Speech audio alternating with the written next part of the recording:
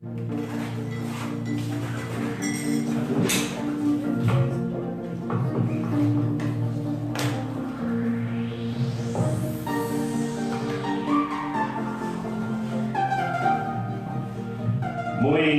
buenos días a todos los radioescuchas y a todas las personas que nos están viendo en la transmisión de Facebook Live acá por Hoja de Ruta Radio.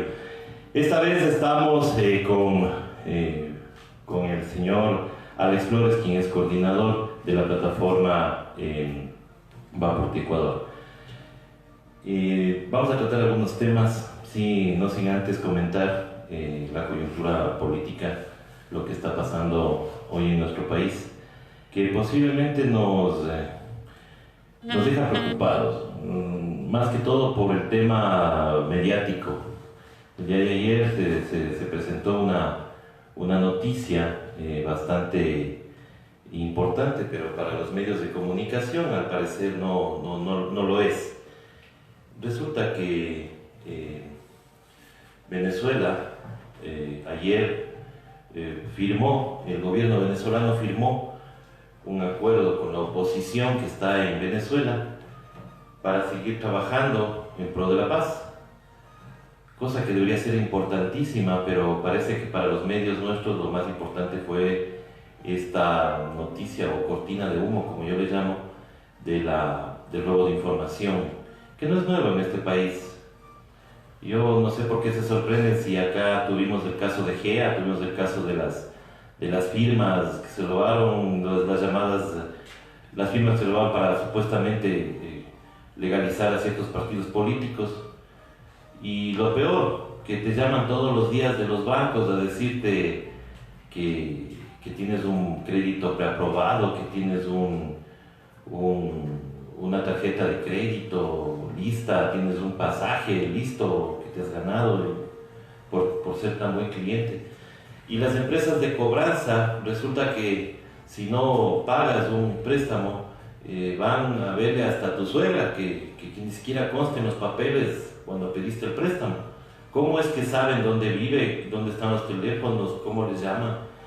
Entonces, la verdad no sorprende ese tipo de cosas, pero nos tienen discutiendo eso.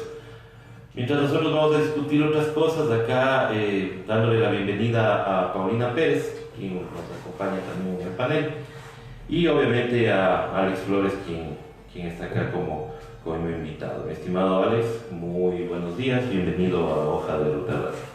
¿Qué tal, César? Buenos días, Paulina. Muchas gracias por la invitación a ustedes y felicitaciones, ¿no? por esa iniciativa de tener un medio alternativo que precisamente trate de romper el cerco mediático y donde se discutan lo que tú dices, ¿no? Cosas que los medios de desinformación masiva están viendo. ¿Cómo le ves tú estas cortinas de humo que se están dando ahora, ¿no? Que en vez de tratar temas como qué mismo pasa con el FMI, qué mismo pasa con el desabastecimiento de medicinas, qué mismo pasa con esto de que la gente está haciendo cola para un cupo en las escuelas, tengamos que estar discutiendo cosas como que se han robado la información, que saben el 11 de septiembre que se han robado, pero recién actúan el 16. ¿Cómo le ves tú eso? Es que el nombre mismo lo dice, ¿no? Son cortinas de humo por parte del régimen del licenciado Lenín Moreno para evitar que se hablen de los temas que realmente están afectando a la población en un ejercicio de inocular una realidad que no existe dentro de un tsunami que se nos viene encima y que lamentablemente la mayoría de la población lo desconoce, por un lado, y por otro no hay un sentido de lucha social que haga un contrapeso a esa... ¿Por qué no hay ese sentido de lucha social? ¿Por qué crees que se ha perdido eso que teníamos antes, que los ecuatorianos éramos conocidos por actuar inmediatamente, a veces hasta por cosas menores a las que ha hecho el licenciado Moreno? Hemos actuado en otros gobiernos. ¿Qué es lo que ha pasado? Hay un trasfondo en eso. Yo soy migrante retornado, entonces me sé muy bien el tema fueron derrocados, ¿no?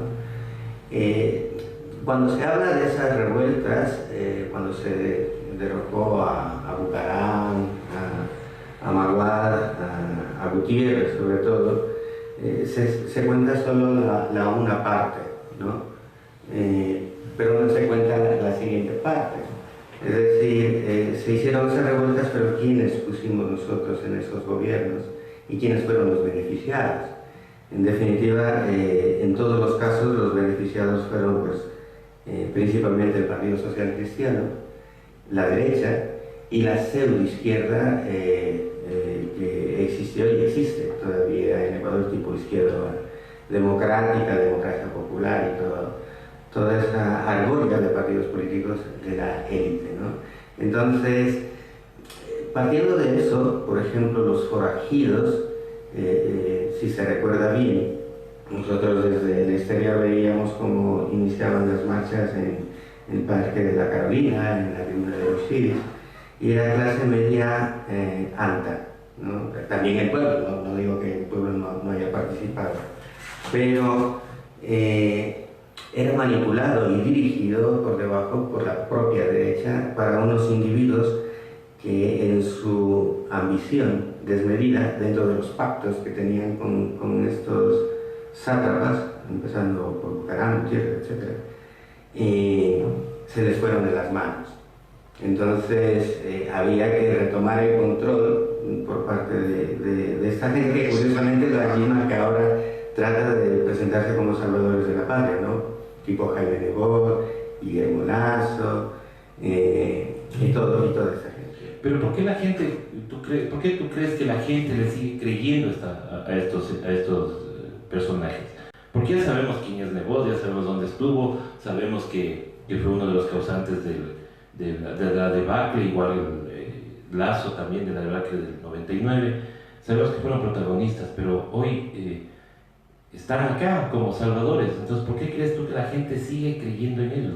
Yo quisiera acotar a tu pregunta, César, más bien, para que Alex nos pueda responder tenga más amplitud y más tiempo en su respuesta. ¿Tú no crees que también tiene que ver una incoherencia tal vez en el discurso de los dirigentes, digamos, que ahora son oposición, ¿no? O sea, que estarían dentro de la oposición al gobierno, una incoherencia en su forma de actuar, en su forma de proceder frente a un discurso, ¿no es cierto? Un discurso opositor, un discurso que tiene muchas cosas ciertas, ¿entiendes? O sea, el hecho del irrespeto al Estado de Derecho, la falta de democracia, nuevamente nos imponen todos los funcionarios. Ahora sí realmente no hay una separación de poderes, todo está dominado por el gobierno actual.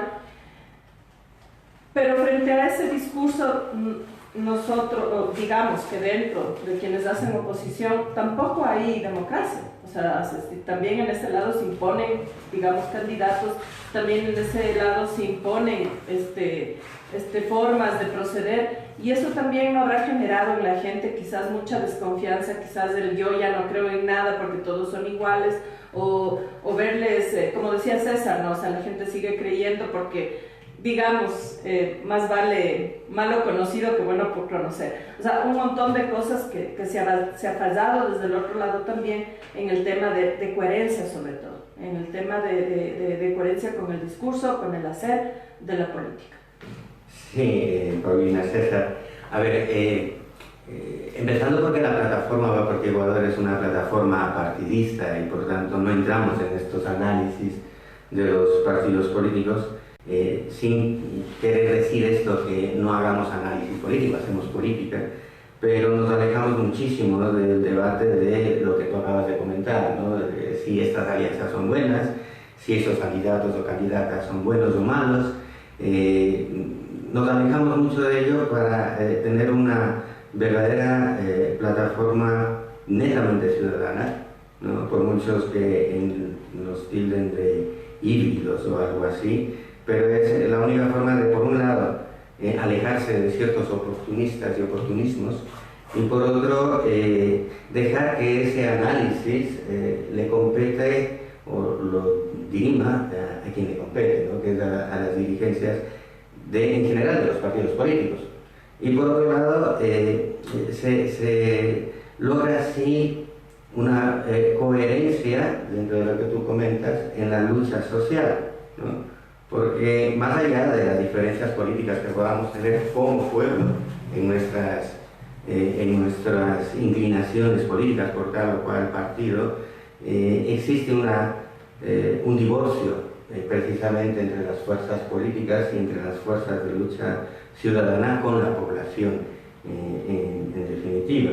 Lo que tú comentabas, César, de por qué ahora no se reproduce lo que en antaño fue, pues estamos a las puertas de que se reproduzca, ¿no? En principio con una cortina de humo también por parte del Partido Social Cristiano, que salga Nebot rasgándose las vestiduras con las medidas antipopulares de Lenín Moreno, pero sigue siendo una pantomima. Luego, también hay unos fenómenos que históricamente se pierden de vista. No por nada hubimos cerca de 3 millones de personas que salimos del país, en un país en aquel entonces que llegaba a los 12 millones. Estás hablando de la cuarta parte de toda una nación, y eso está fuera, ¿no? Es evidentemente progresista, y la mayoría de la comunidad migrante en el exterior es de apoyo irrestricto al presidente Rafael Correa, ¿no? De ahí el odio por parte del licenciado Lenín Moreno. Pero las personas que ahora tienen, los compatriotas que ahora tienen 20 años, por ejemplo, nacieron en 1999, justo. Las personas que tienen 25, pues tenían 5 años. Las de 30, 10. Las de 35, 15. Y las de 40 estaban saliendo de la edad del burro, ¿no? Como se dice normalmente. Entonces no tienen en esas edades una verdadera conciencia política.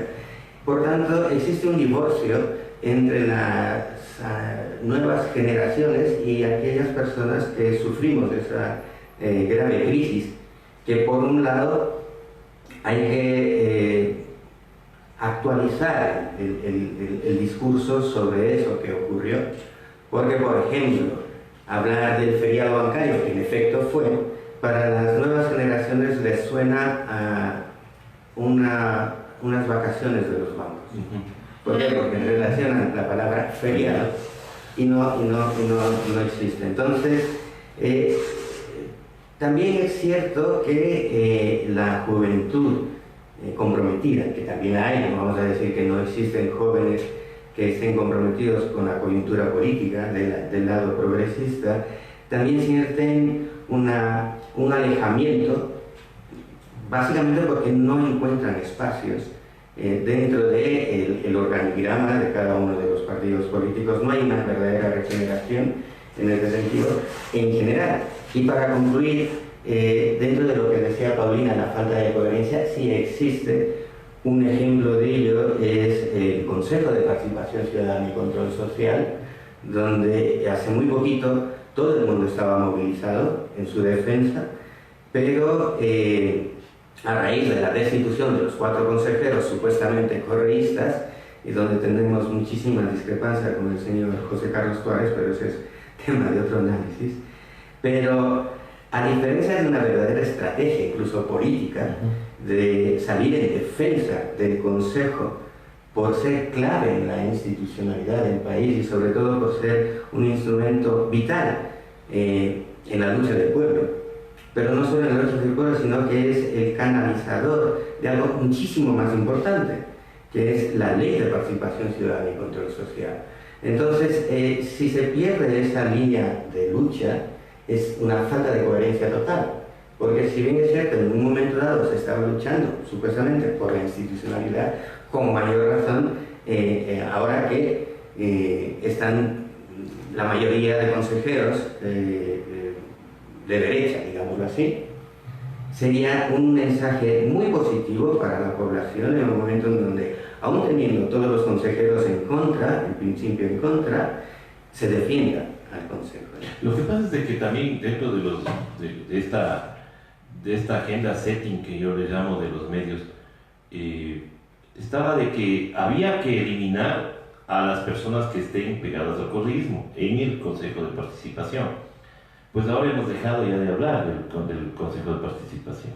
Ya está la mayoría, están los que ellos querían, pero se dejó de hablar. Por ahí hay un proyecto de ley para poder eliminar el Consejo de Participación y posiblemente vayamos a una consulta popular que también está siendo auspiciada por un ex consejero transitorio. Sí, entonces, ¿qué crees tú que haya generado que la gente se ponga en contra del Consejo de Participación?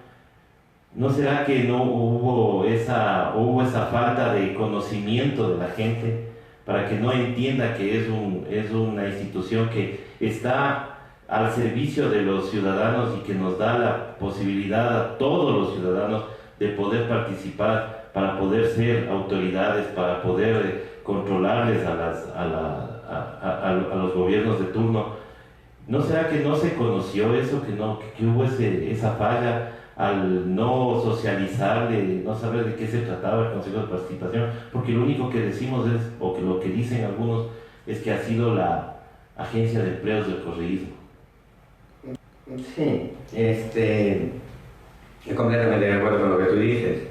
Es un fallo del anterior Consejo de Participación Ciudadana, no el transitorio, que es el señor Trujillo, sino el anterior, que estaba al frente Edwin Jarrín, ¿no? No se informó a la población de la poderosísima herramienta que tenemos. Es que es de forma única en el mundo que Ecuador tiene, no el Consejo, insisto, sino la Ley de Participación Ciudadana y Control Social. El Consejo lo que hace es canalizarla, ¿no? Y no existió esa educación política de lo que significa tanto el Consejo como la ley. Por tanto, ni siquiera nosotros y nosotras, ¿no?, que estamos en esta lucha social, política, conocíamos a fondo lo que significaba el Consejo y la ley. Porque hasta cierto punto sabíamos que era el que nombraba vía concurso y vía veeduría ciudadana cómo se nombraban a las autoridades de control, es decir, el fiscal, el contralor, el Consejo de la Judicatura, el Consejo Nacional Electoral, etc. Pero hasta ahí, de tal forma que cuando sale todo este tema y nos adentramos a estudiarlo, resulta que nos encontramos con una ley de participación que es un tesoro. Es un tesoro que para quienes hemos estado en países europeos donde la lucha social es bastante fuerte también, les pones una ley de estas y no se la dejan quitar, es que la defienden con uñas y dientes, ¿no? ¿Pero por qué? Porque el mensaje de desinformación por parte de los medios de comunicación hace que sí, esto no sirve para nada, el Consejo de Participación es un... Ya lo que tú decías, se elegían a las autoridades por medio de veedurías. No es que los 7 consejeros a dedo determinaban quién iba y quién no. No. Lo que pasa es que, claro, si no conoces bien las funciones del Consejo y sobre todo la ley, pues existe esos vacíos, ¿no?, en la designación, pero en definitiva el Consejo y sobre todo la ley estaban en un proceso de perfeccionamiento, ¿no?, para corregir todas estas falencias. Por tanto, cuando se comunica a la población sobre esto, que puedes influir en las leyes, que puedes influir en corregir toda la normativa que tú creas que se tiene que corregir a través de mecanismos como veedurías ciudadanas, observatorios ciudadanos, pedir silla vacía en los organismos seccionales, etc. A fin de cuentas, sí, bueno, puede interesar o no, pero a la mayoría de la población no le va a interesar, tal vez. Pero si analizamos, por ejemplo, que a través de la Ley de Participación Ciudadana puedes decidir cómo se va a invertir el dinero que sale de tu bolsillo, es decir, que pagas con tus impuestos, entonces la gente ya cambia de opinión. A ver, explícame un poquito esto. ¿Qué es esto de cómo? Y realmente es que desde lo más pequeño, es decir, desde la parroquia, cantón, el barrio, la provincia, incluso la nación, todo el pueblo puede decidir en qué se gasta el dinero público. Y no solo eso, que puede decidir la prioridad en la que se gasta. Por ejemplo, una parroquia que, yo qué sé, viene del delito político o quien sea, y dice, no, es que lo primero que tenemos que hacer es una carretera de A a B, ¿no? De un punto a otro. Y a lo mejor se necesita. Pero allí viene el compadrazgo porque resulta que por ahí tengo a mi primo o a mi amigo que me da la coima y por eso priorizo esa carretera. Pero a lo mejor esa parroquia, por decir algo, necesita más una guardería, por decir algo, o un centro de salud, o cualquier otra cosa. Y es la misma población la que prioriza. Luego no se queda ahí el tema, sino que se ponen plazos. Y por ejemplo, si el centro de salud le dijo el funcionario público que se lo tenía que hacer dentro de un año, pues dentro de un año se hace fiscalización. Y se dice si es que se ha hecho o no se ha hecho. Si no se ha hecho, ¿por qué no se ha hecho? Y si se ha hecho y existen sobreprecios, ¿cuáles son los justificativos para ese sobreprecio? Entonces, es una poderosísima herramienta para combatir precisamente la corrupción, y por eso es que dentro de la consulta popular que va a salir adelante con el tema del señor Pablo Dávila... ¿Tú crees que va a salir adelante? ¿Tú crees que van a dar paso? Sí, porque necesitan 130.000 firmas y tienen todo el poder económico, todo el poder logístico para hacerlo, cuando los voluntarios, entre comillas, que están recogiendo las firmas, tú te acercas a ellos y te dicen, no, es que es para firmar para que se reduzcan el número de asambleístas que no hacen nada. Mienten. O sea, te mienten para escoger. Directamente. No te dicen para qué, te dicen para eliminar asambleístas. Entonces, claro, la mayoría de la población que dice, ah, bueno, pues a mí me parece muy bien, tanto asambleísta allí y tal, pero en realidad no es así. Luego, volviendo, porque es importante esta parte, ¿no?, del manejo presupuestario, ¿dónde se genera corrupción? Pues donde hay dinero. ¿De dónde más va a haber corrupción? Entonces, por eso es que quieren eliminar no todo solo el Consejo, sino la Ley de Participación Ciudadana y Control Social, que nos permite hacer ese control, ¿no? ¿Por qué? Porque en último de los casos, ¿no?, en un golpe bajísimo, durísimo para la población, para el Estado ecuatoriano, en la eliminación del Consejo mismo, si quedase la ley, tendríamos una posibilidad, una opción. Ajá. Pero si la elimina ya se acaba, ¿no? Entonces eso hay que explicar muy bien a la población en una tarea de campo, en una tarea ciudadana de decir, mira, vamos a ir a pelear por esto, pues por esta circunstancia. Por eso es que la quieren eliminar a la ley y también al Consejo, porque a través de ello estás controlando todo lo que es la corrupción. Y en un gobierno tan corrupto como este, ¿no?, es contraproducente que no defendamos esa ley. Entonces son unas incoherencias.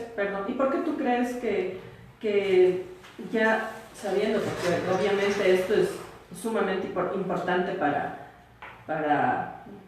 la ciudadanía, para la participación, para la democracia y para el desarrollo también, ¿no es cierto?, del país?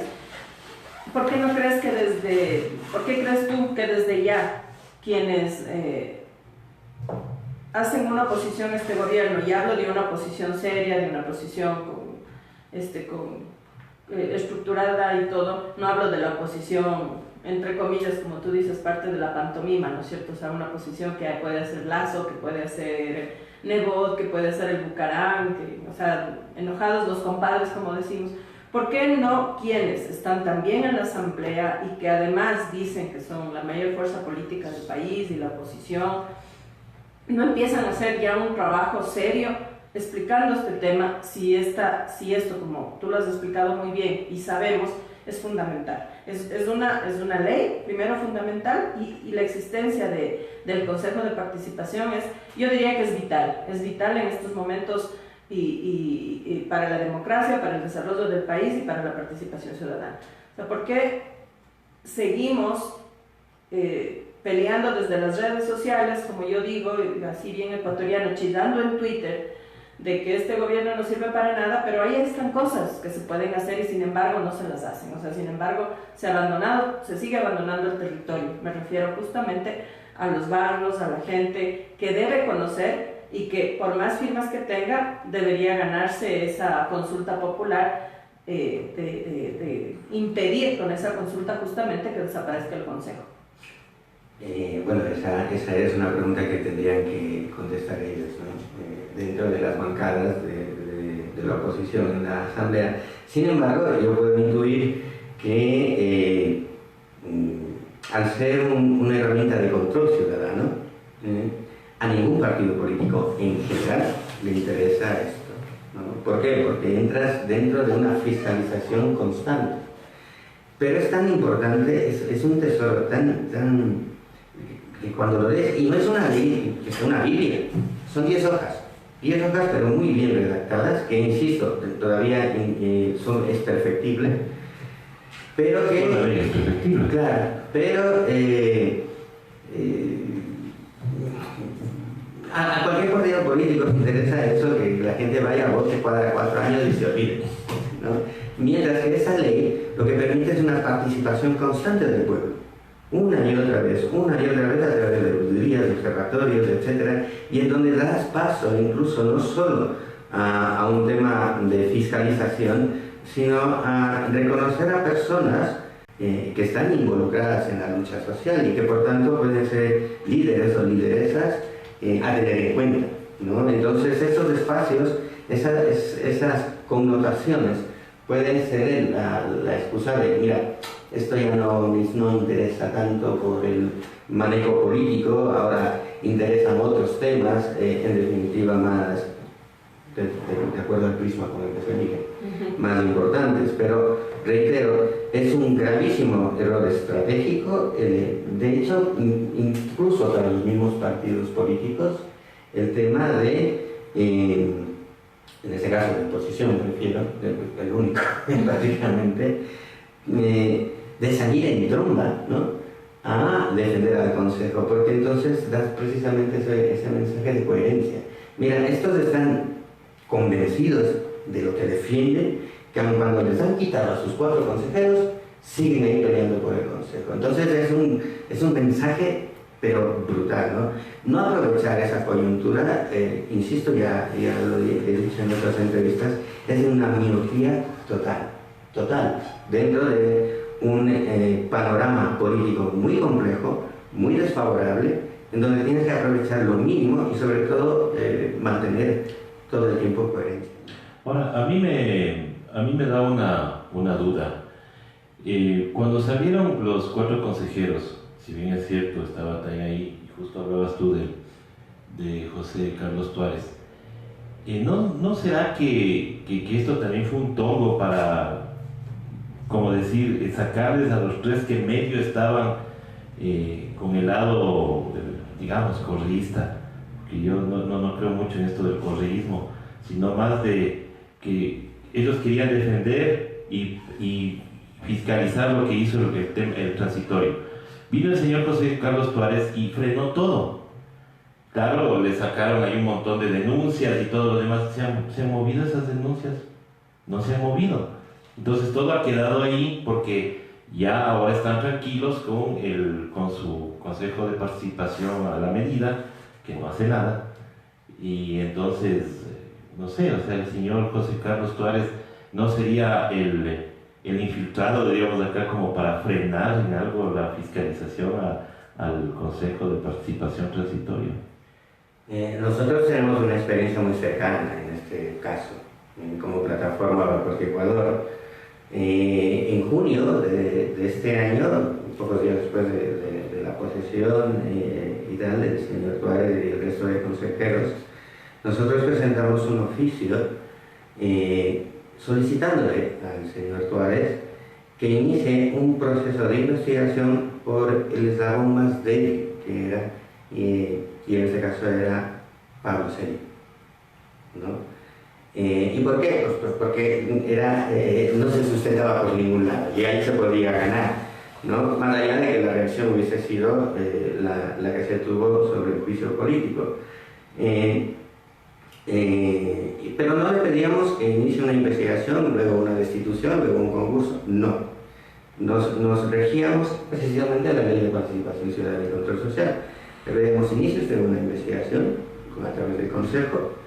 Una vez que finalice el proceso de investigación, elabore un informe y ese nos lo remite a la plataforma y nosotros ya veremos las acciones que tengamos que hacer. Punto. Nada más. Y a través de la ley, él estaba obligado, el Consejo estaba obligado a hacerlo. ¿Por qué lo hicimos así? Porque si se lee el dictamen de la Corte Constitucional en el blindaje a los transitorios, utilizan un término muy a la ligera, ¿no? Que es algo que nosotros desde el progresismo tenemos que aprovechar y que es uno de los errores garrafales, menos mal para nuestra suerte, de la élite, la prepotencia, la arrogancia. Entonces dijeron, no, haz cualquier cosa ahí, que era básicamente para dar un visto bueno a lo que ha hecho el transitorio, porque ninguna ley es retroactiva, ¿no? Ni siquiera en los dictámenes de la Corte Constitucional, pero bueno, el término que utiliza la Corte para el blindaje es que textualmente dice que el Consejo de Participación Ciudadana y Control Social definitivo no goza de autotutela para investigar ningún proceso de los transitorios. Hasta ahí muy bien. ¿Pero qué significa autotutela? Significa que el Consejo de Participación, presidido por el señor Tuárez, no podía de oficio, no podía actuar de oficio, no podía iniciar una investigación por su propia decisión como consejo de lo que hayan sido los transitorios. Pero la Corte Constitucional, como desconoce la Ley de Participación Ciudadana, se olvida que hay observatorios ciudadanos, se olvida que hay veedurías ciudadanas y se olvida que la Ley de Participación indica que ante unas denuncias, que incluso pueden ser anónimas, sobre casos de corrupción, el Consejo está obligado a investigar, porque esa es una de sus funciones, ¿no? Dentro de las muchas que tiene.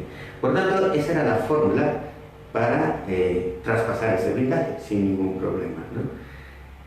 Pero a ese oficio nunca tuvimos respuesta. Pero es que no solo ingresamos un oficio, ingresamos más de 90. ¿Sí? ¿Por qué? Porque nuestro interés no es el hecho de tener la batuta o el protagonismo y demás, sino que a través de la presión ciudadana ingresar oficio tras oficio, tras oficio, tras oficio. Luego, cuando ya empieza el tema del juicio político, nosotros intentamos tener una reunión con él y los otros tres consejeros, pero no fue posible. Lo hicimos incluso a través de un compañero de Manaví que nos facilitó el teléfono del asesor personal del señor Tuárez, de tener una entrevista con él, una reunión urgente para ello. Nos atendió y nos dijo que para este caso sigamos el trámite regular, ¿no? Ante una importancia como la que tenía. Luego, incluso, en este caso yo soy portavoz del Círculo Podemos de Ecuador y ante la preocupación, incluso internacional, que había sobre ese tema, desde Madrid me facilitaron el teléfono directo del señor Tuárez e igual fue imposible contactar con él. Y ahí se diluyó todo, a tal punto que in extremis nosotros presentamos una petición de interpretación constitucional a la Corte sobre justo oiga, ¿qué es esto de autotutela? ¿No? Y por tanto, si el señor Tuárez, como en efecto pasó para investigar a la Corte Constitucional a petición de una organización, ahora mismo no recuerdo el nombre, pero no lo explota como argumento. Sin embargo, dentro de todo el show, ¿no?, de este juicio político, que era enrevesado, que era ilegal, inconstitucional por donde se lo mire, había un punto que era muy difícil de defender. El artículo 45, me parece que en el literal E de la Ley Orgánica del Consejo de Participación, el artículo 45 en los numerales unidos, me parece. de la ley que rige al Consejo, las prohibiciones que tienen los consejeros y consejeras es no hacer proselitismo político y no actuar o dar opiniones que vayan a tener conflicto de intereses. Si ustedes recuerdan, nada más posicionado el señor Tuárez hace un recorrido por varias provincias, haciendo precisamente proselitismo político, porque sabiendo la mafia a la que nos enfrentamos, no había que darles la más mínima excusa. Vimos papaya, como digo. Exactamente. Y lo que hizo a las claras era proselitismo político, al menos para mí, ¿no? Si yo lo veo desde el otro lado, es decir, si fuese no alguien progresista, digámoslo así, fuese de la derecha, yo veo proselitismo político, ¿no? Imagínense un consejero haciendo eso mismo con gente del Partido Social Cristiano, de Creo, para mí sería proselitismo político. Por tanto, pero no les llamarían ellos más socialización de los nuevos consejeros. Es que ese es el punto, es muy subjetivo. Depende del prisma con el que lo mires, dices, para mí es un proselitismo político, para mí no. Y más o menos como lo que pasó con el tema del juicio político, ¿no? Que decían que ellos les habían hecho campaña por medio del correísmo y todo lo demás, pero nadie habló de lo que hizo el señor Trujillo, esa es la parte subjetiva. Cuando estuvo ya estábamos en silencio electoral, y él mandó un video institucional pidiendo que se vote nulo.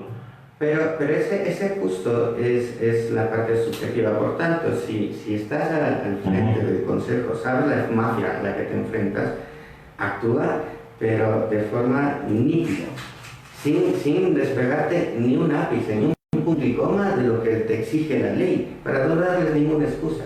Al contrario, lo haces y provocas. Claro, vimos pie y provocas, ¿no? Entonces, y para combinar con este tema del señor Tuárez, que incluso intentamos in extremis en el último día del juicio político, y tuvimos la colaboración del asambleísta Carlos Viteri para acceder a la Asamblea Nacional y entregar la documentación que habíamos presentado a la Corte Constitucional, fue imposible acceder a él, incluso dentro de la Asamblea Nacional, y con quien sí tuvimos acceso fue con Victoria del Cinturón. Y esto ya, todo lo que estoy comentando es bastante grave, pero es más grave aún las declaraciones que está dando el ex consejero Walter Gómez. Él manifiesta, incluso en su primera entrevista en el canal de Kevin Chalco, Sin Corbata, que antes de ser nombrado, tanto él como presidente, como la señora Chala, la vicepresidenta, se reunió en privado con la señora María Paula Romo. Entonces, eso da pie a muchas conjeturas.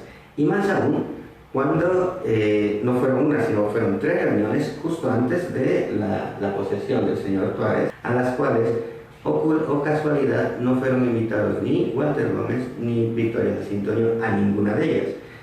Yo suelo decir que al frente de una institución tan importante como el Consejo y el ser el presidente, hombre, institucionalmente podría haberse entrevistado incluso con el mismo licenciado Lenín Moreno, pero bien en el Palacio de Carondelet o bien en el Consejo de Participación, o en el caso de la señora María Paula Romo, pues en el Ministerio del Interior o en el mismo Consejo, distintamente, a la luz del día y demás, pero no en reuniones privadas entre un selecto grupo de consejeros donde se excluyen a los de forma privada y fuera de las instalaciones del Consejo. Entonces, eso ya da demasiadas pautas como para ir atando todos los cabos y por tanto, al menos desde la plataforma de Corte de Ecuador, no vamos a tener ningún empacho en claro, que acciones como esas deslegitiman, dan mucho que pensar, generas un montón de especulaciones y entonces y nos da razón en las dudas que teníamos, ¿no? Porque, como bien decías, eso ya no, al momento en que pierdes transparencia, ya eso ya a los ojos de muchos de los que se miren ya te genera un montón de suspicacias, ¿no? Entonces ya pierde legitimidad. Ahora, ¿tú qué crees que venga luego de esto? Viene la consulta, posiblemente siendo pesimistas perdemos el Consejo de Participación. ¿Qué se viene? Hombre, nosotros vamos a luchar, porque en defensa del Consejo y de la ley, porque así como se hablan de la dirigencia de los partidos políticos o de movimientos políticos, tampoco nos vamos a desligar de la corresponsabilidad de las organizaciones de lucha social. Es decir, aquí todos somos corresponsables, tanto de lo que se haga como de lo que no se haga principalmente. Entonces, el próximo jueves o viernes, por ejemplo, nosotros vamos a montar mesas informativas frente a la plataforma financiera, ¿no? En donde pues eso, entregaremos flyers, volantes a la ciudadanía, que normalmente va de CRI a todos los ministerios de estos que hay allí, explicando esto, sobre tanto del Consejo de Participación Ciudadana, de la Ley de Participación Ciudadana y Control Social, y el otro tema clave para nosotros, que es el tratado firmado con el Fondo Monetario Internacional. Son los dos puntos nítidamente de lucha ahora mismo que la población tiene que enfocarse, ¿no? Ya las estrategias, los planes, los cronogramas que tengan los partidos políticos es de ellos, pero como ciudadanía, como organizaciones de lucha social, tenemos que enfrentar esas dos pautas, sobre todo lo de el Fondo Monetario Internacional, porque si no hacemos nada al respecto, nos enfrentamos a una crisis muchísimo peor que la sufrida en 1999, que ya es decir. Que tenemos de referencia. Ahora, sobre este tema del Fondo Monetario Internacional, en otras épocas, cuando nosotros veíamos que había estas acciones bélicas y todo, y provocaba la subida del petróleo, nos poníamos felices. O el gobierno al menos decía, chuta, qué bueno, ahí va a haber más ingresos. Pero resulta que ahora que sube el precio del petróleo de ayer a hoy, como en $7, resulta que nadie dice nada, todos están callados. ¿No será porque esos excedentes van directamente al Fondo Monetario Internacional? Que no nos va a ayudar en nada a nosotros, pues. Y eso es lo que no sabemos, ¿no? Porque no conocemos qué es lo que firmamos. Claro, es que ese es el detalle, no se tiene acceso al documento firmado con el FMI. La plataforma nuevamente hace no solo una lucha ciudadana, de hecho nosotros hacemos asambleas populares en el Parque del Ejido, abiertas, transparentes, ¿no? Y ya vamos un año, domingo tras domingo, mes a mes, y ya vamos, el próximo domingo vamos por la asamblea 47, ¿no? Pero no solo hacemos eso, nosotros hacemos, por ejemplo, estas acciones de mesas informativas. También es lucha institucional, como los oficios presentados al señor Tuárez, también al señor, por ejemplo, Pablo Celi. Le hemos presentado así mismo más de 100 oficios diciendo, entréguenos el documento donde ustedes le avalen. Ustedes han sido nombrados subcontralor. Sí, hasta el momento no nos responden, ¿no? Y está, ni les va a responder. Pues peor para él, porque responda o no responda, está hablando mal y pronto jodido. Entonces, en el tema del FMI también hemos atacado a un ente que es clave, que es el Comité de Deuda y Financiamiento. Y eso está dentro de la Constitución, ¿no? El Comité de Deuda y Financiamiento, que está conformado, estaba ya conformado por el Presidente de la República, el Ministro de Finanzas y una entidad clave en todo esto que es, o era, la Secretaría Nacional de Planificación y Desarrollo, las SEMPLADES. ¿Por qué estaban las SEMPLADES allí? Porque era la encargada de articular todo lo que se llama el Plan Nacional de Desarrollo.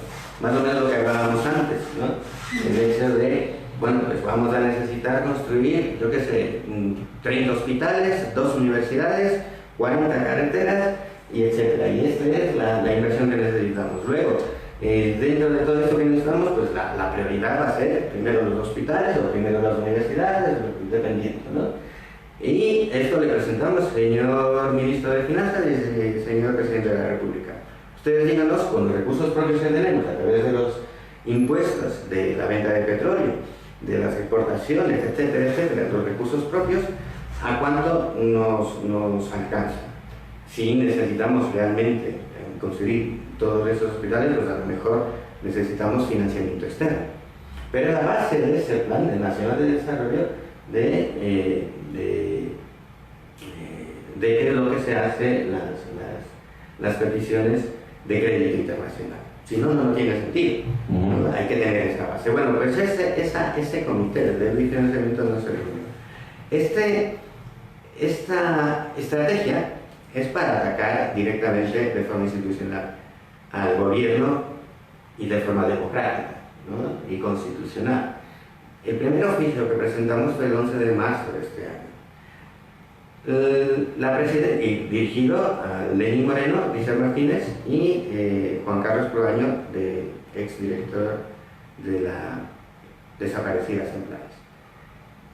El primero que respondió en 14 días fue Lenín Moreno y nos dijo textualmente, bueno, más o menos, no tengo aquí el documento, pero si quieren se los dejo en algún momento, dijo que no nos pueden entregar el documento firmado con el FMI porque nosotros le estábamos pidiendo el tratado firmado con el FMI.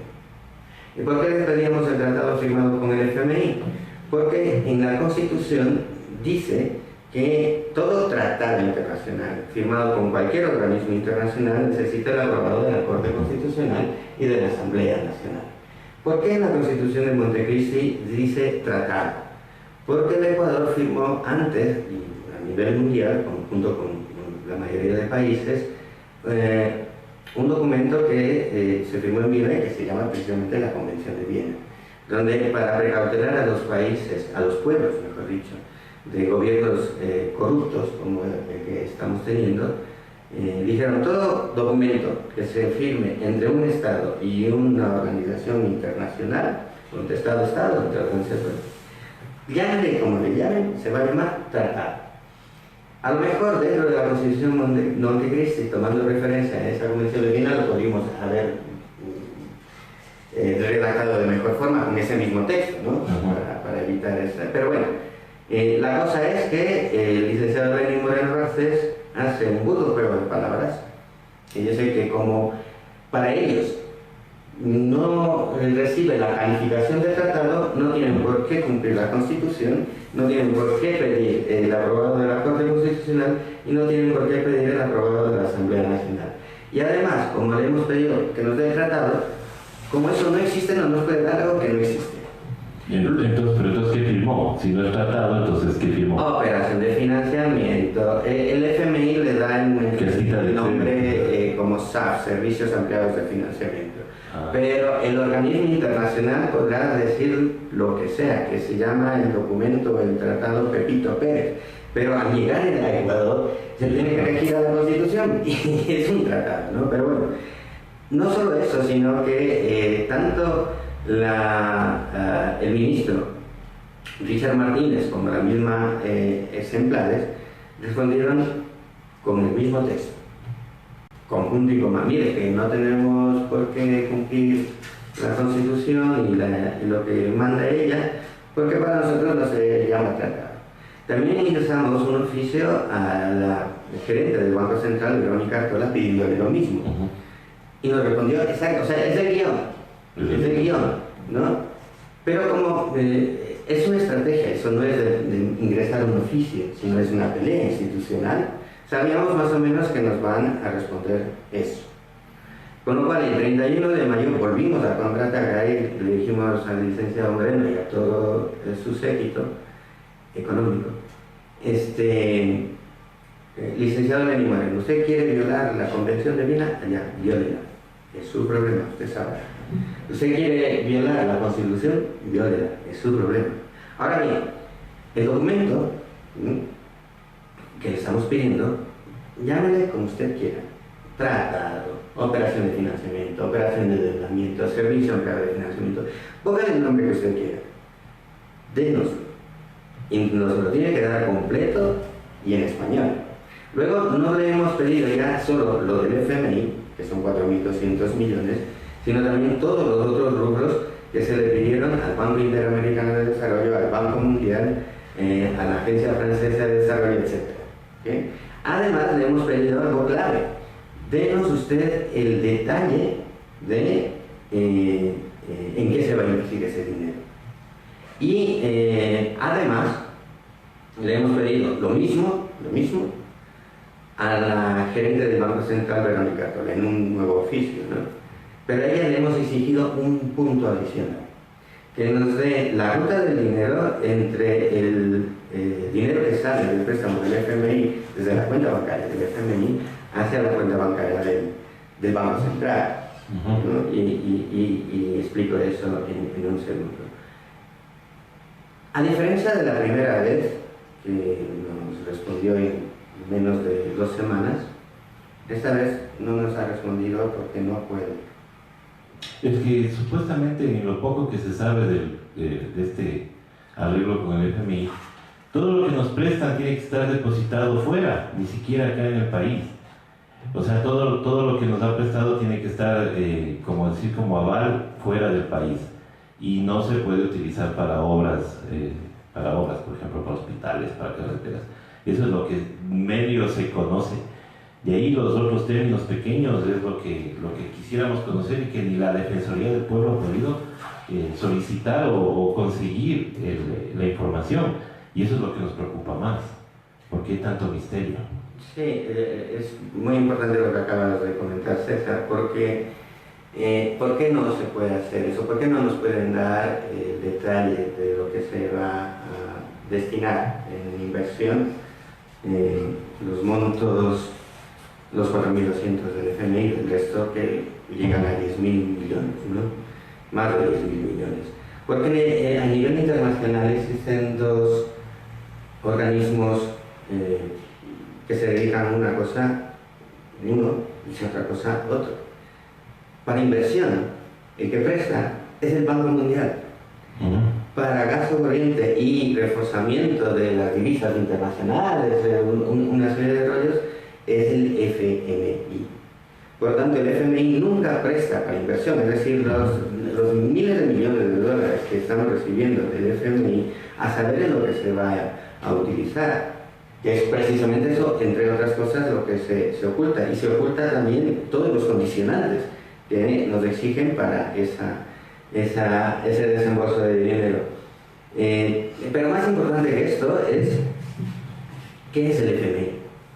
Porque se habla mucho del FMI, pero la población en general sigue teniendo la percepción de que es un organismo incluso benéfico, que son expertos económicos que vienen aquí a ayudar a manejar la economía. Claro, pero eso porque la gente no conoce, pero si se pusiera a leer toda la información está a la mano en el internet, sabríamos que ningún país ha salido de una crisis con las recetas del FMI. Pero, por ejemplo, ahorita tenemos el tema de la Argentina, que realmente el dinero sirvió para los empresarios amigos de Macri sacar más dinero todavía afuera, para que los únicos que no quiebren sus empresas y que puedan mover sus empresas sea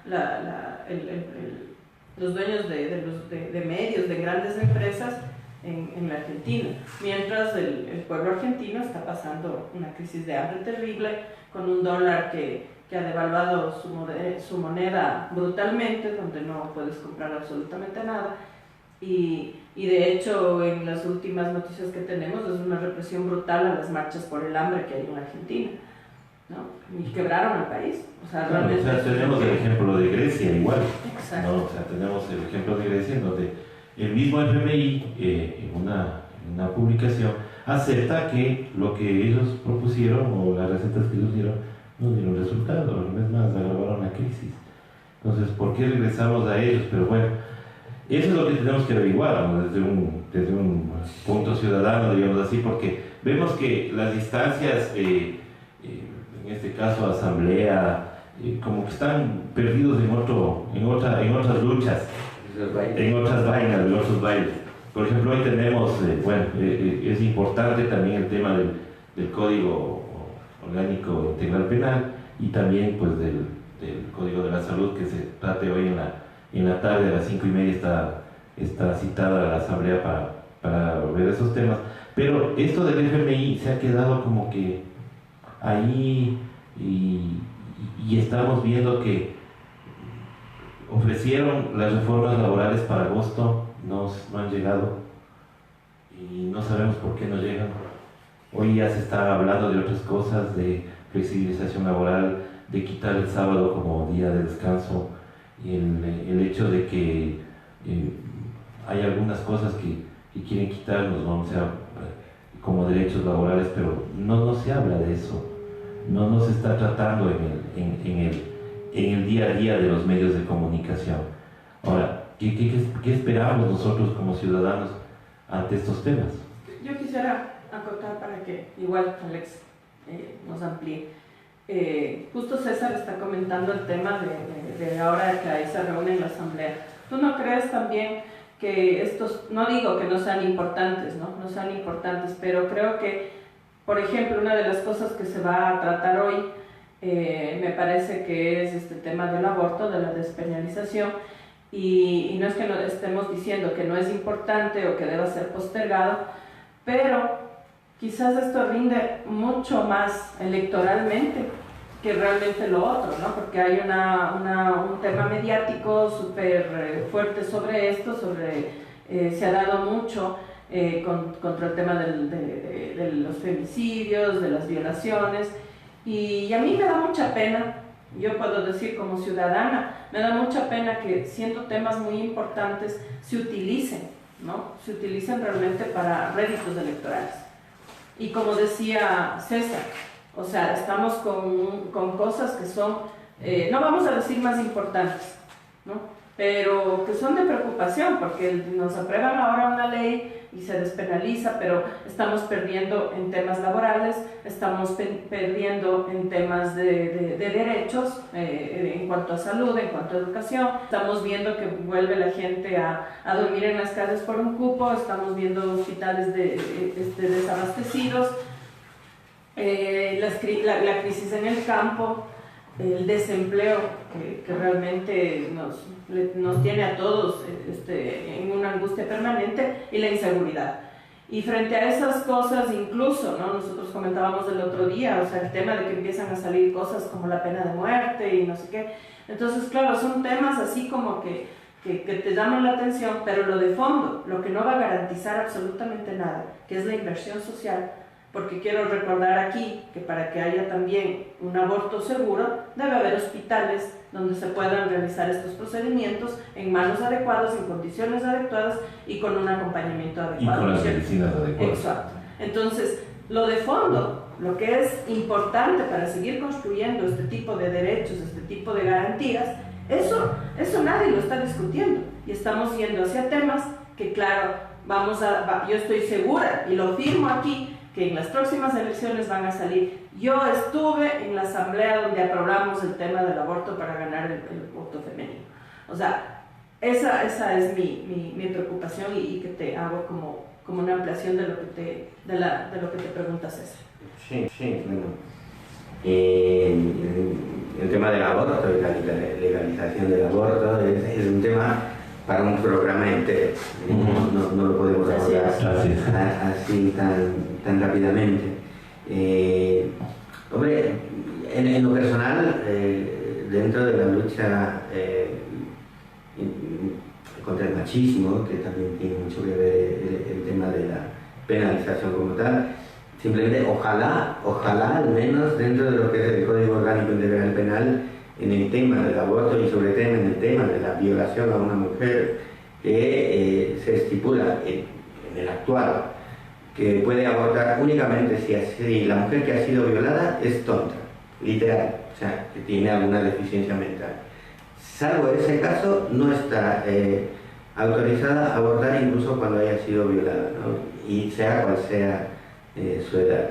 Pero sin menoscabar la importancia de este tema, la importancia de que se discuta el Código de la Salud, y también se discuta también el tema de la minería, que es tremendo.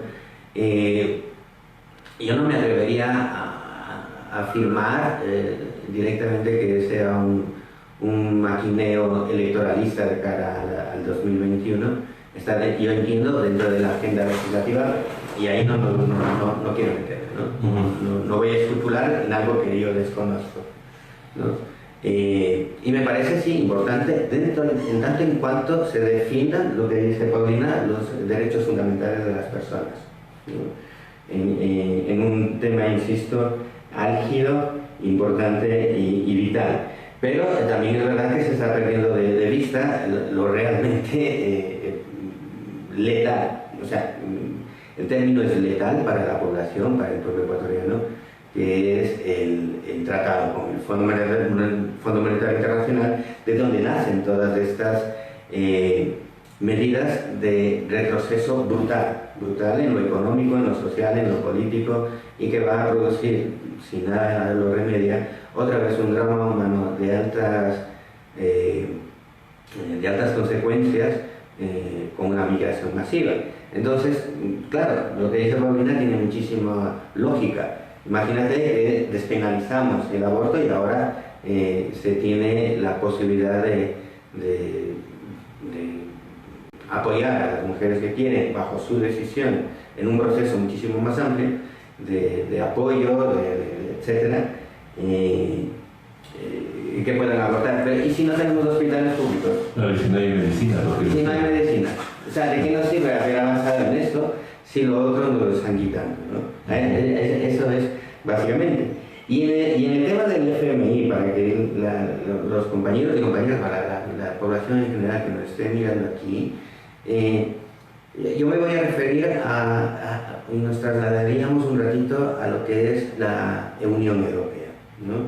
La Unión Europea, como ustedes saben, es una unión política, pero también existe la Comunidad Económica Europea.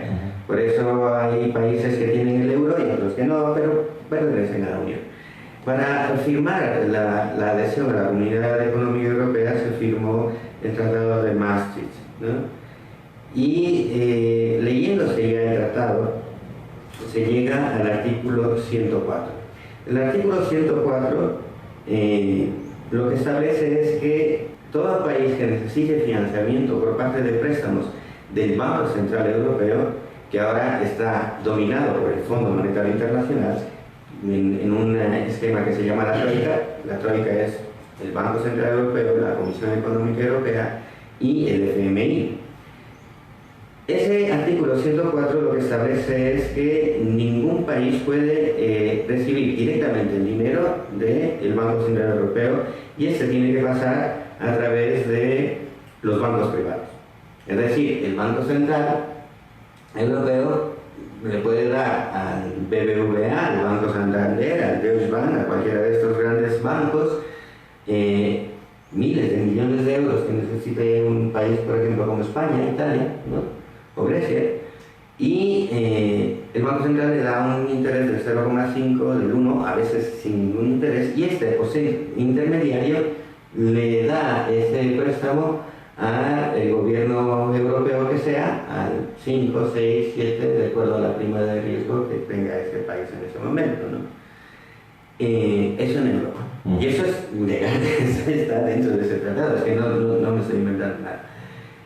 Volviendo a América Latina, ¿ustedes creen que si lo que hacen en Europa no lo hacen aquí? Pues lo hacen.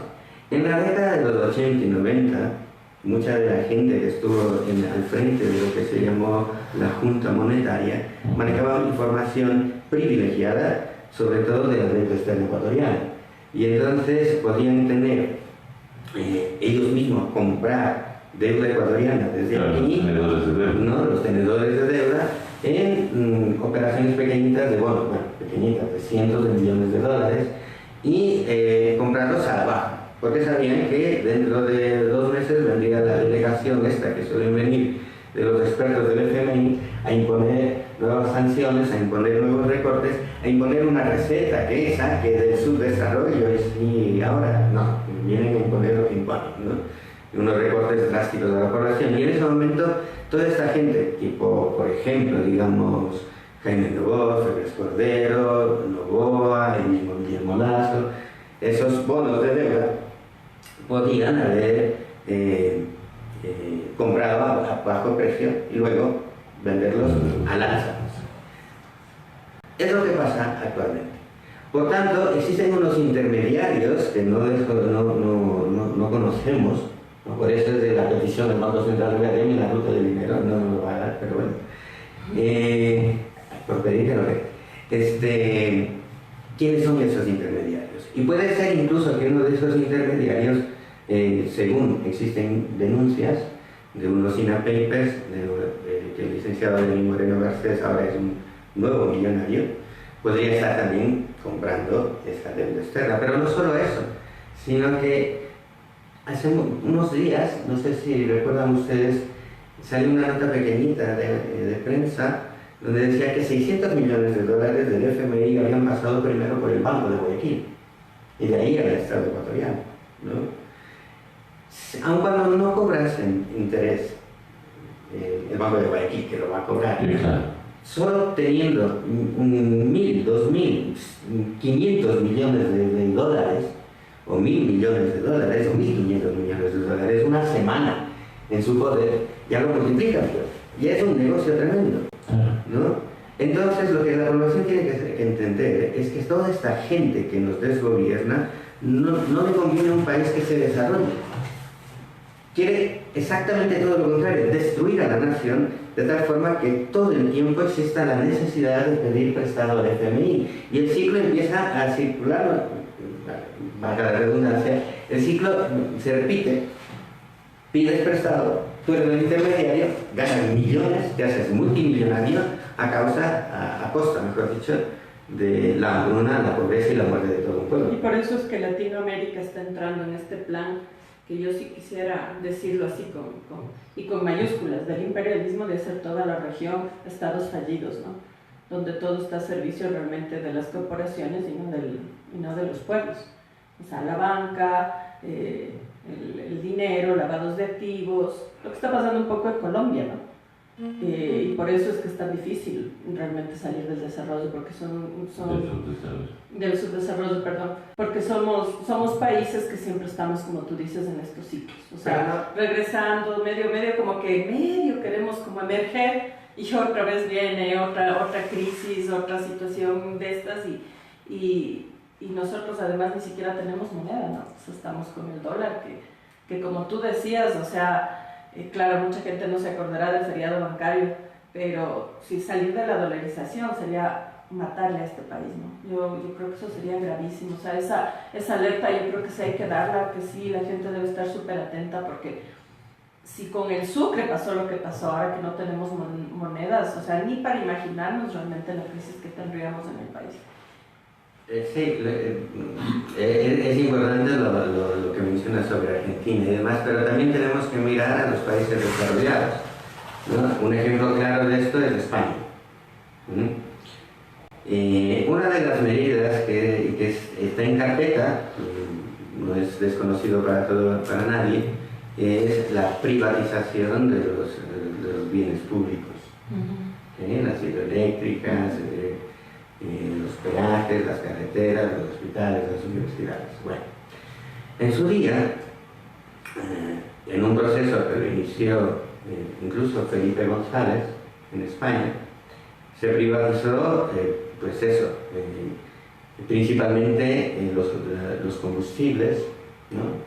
Luego la energía eléctrica, el gas, y eso es luego casi irreversible que se pueda volver a recuperar. ¿Por qué? Porque existen unas sanciones de estas grandes transnacionales que te ponen la espada de Damocles encima. O sea, ¿cómo que ahora me vas a nacionalizar otra vez el gas, ¿no? o la electricidad, o algo que yo ya te compré y ya privatizamos? Luego está la fórmula esta de la concesión, ¿no? Es lo mismo que privatizar, solo que cambiado de nombre. Como un nombre amortiguado. Como un nombre bonito, actualizado, ¿no? Juvenil, digámoslo así. Pero el peligro que se ve es cómo países con una mayor cultura de lucha social no han podido revertir eso, pues por esta presión de las grandes transnacionales de amenaza, ¿no? De multas a través de tribunales supranacionales, ¿no?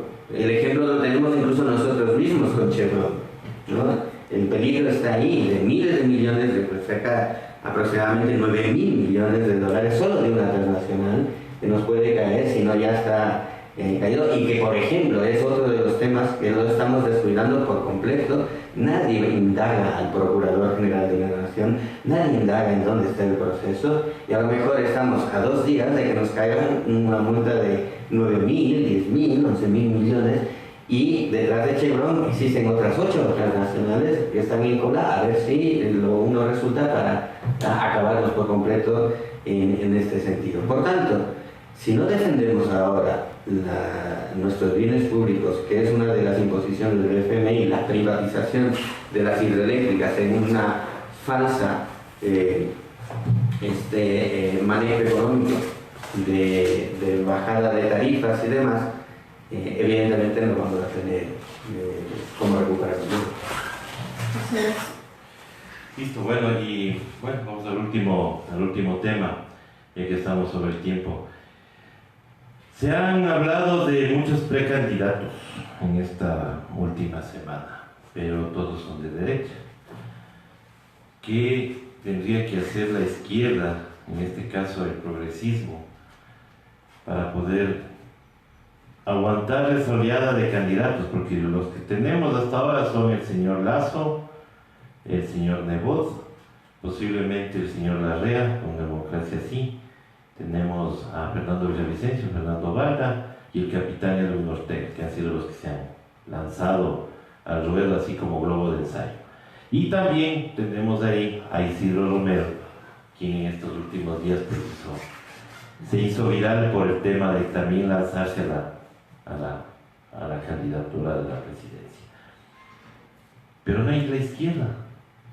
¿Tú qué piensas? ¿Que por qué no hay algún representante de la izquierda? ¿O por ahí nos estará fabricando a alguien que diga yo sí soy el verdadero representante de la izquierda? ¿Cómo le ves tú desde tu perspectiva cuál será el candidato de la izquierda?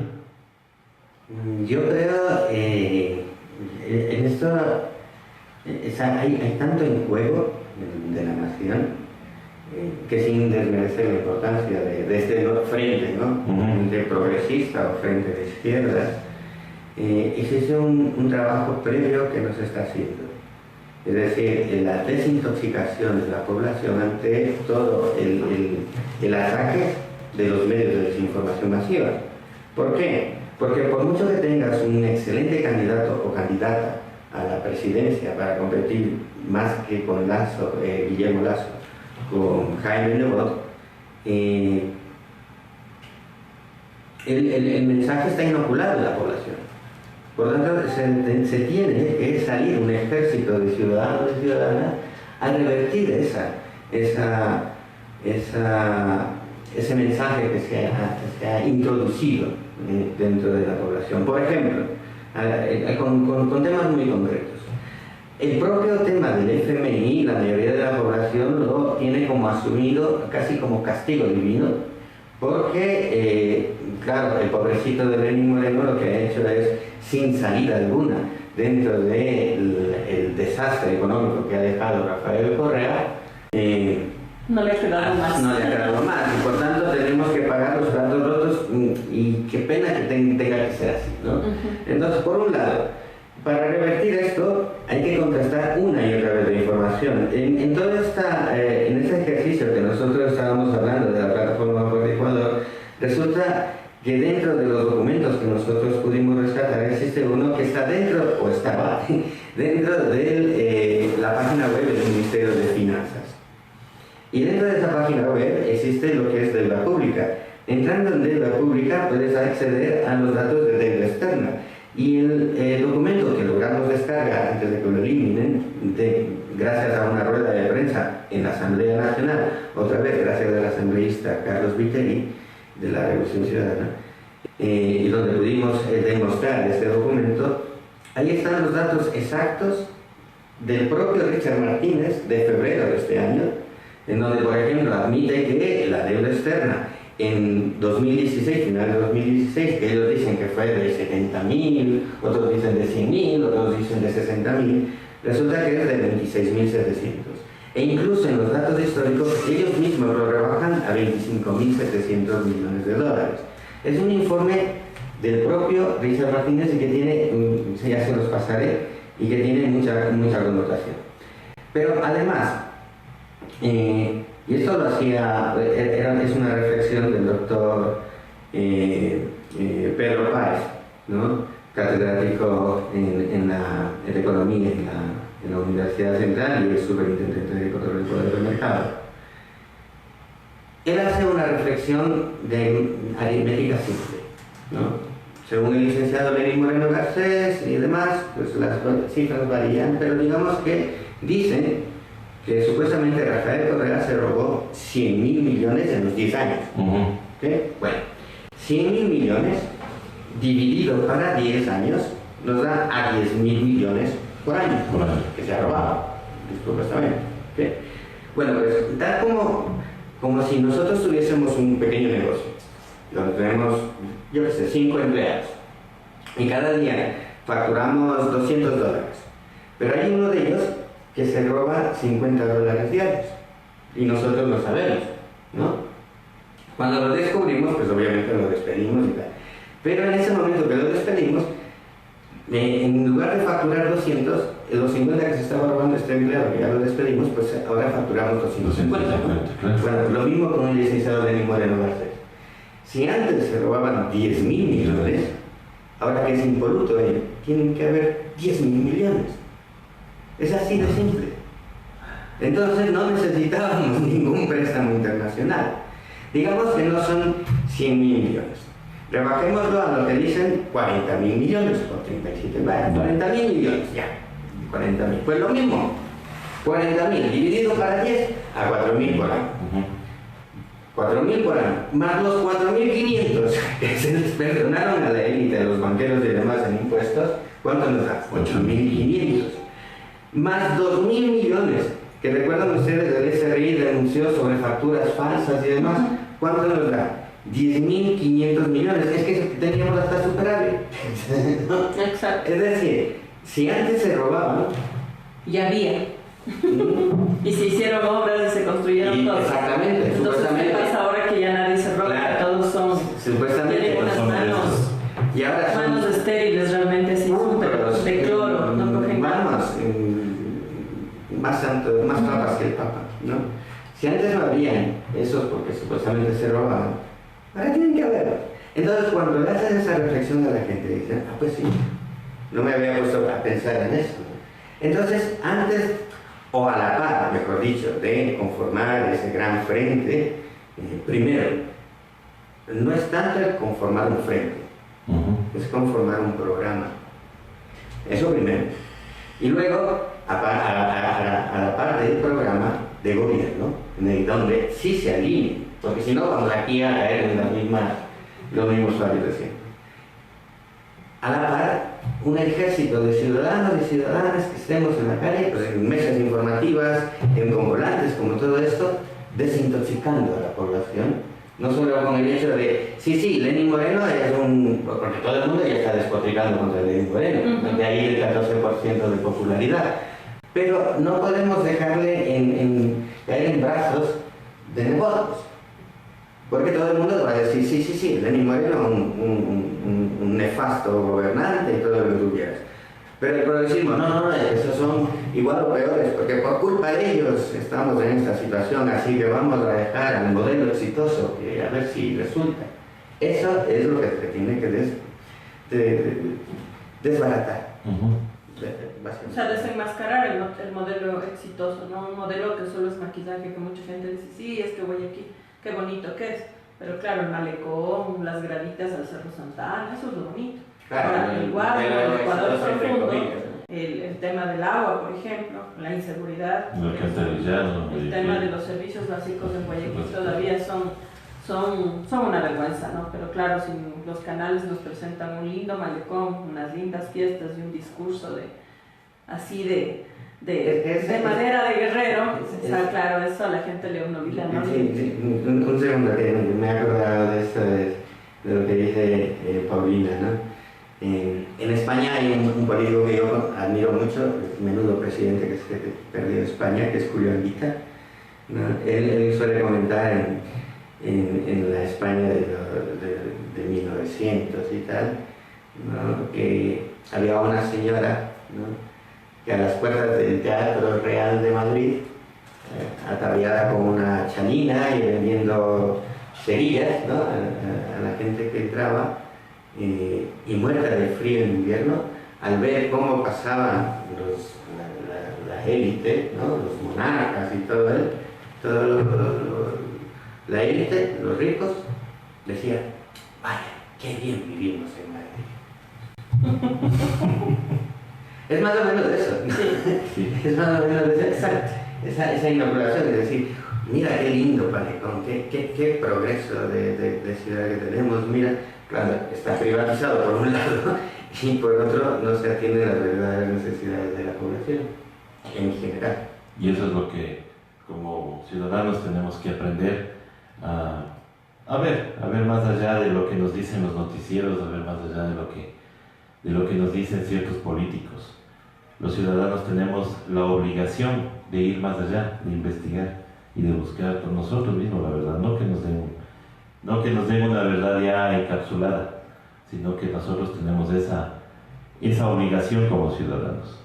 Así como tenemos también como ciudadanos la obligación de respetar las leyes, también tenemos la obligación de informarnos y de informarnos bien.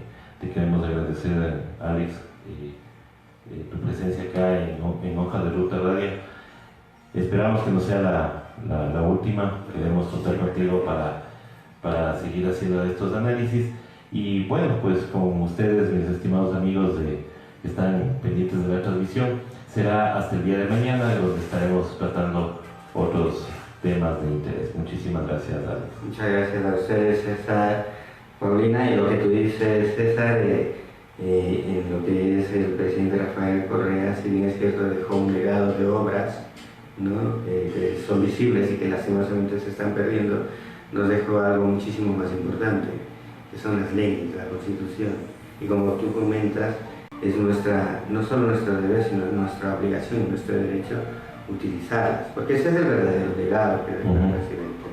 Así que nada, muchísimas gracias a la Hoja de Ruta y encantado de estar aquí. Muchas gracias. Muchísimas gracias y será hasta el día de mañana.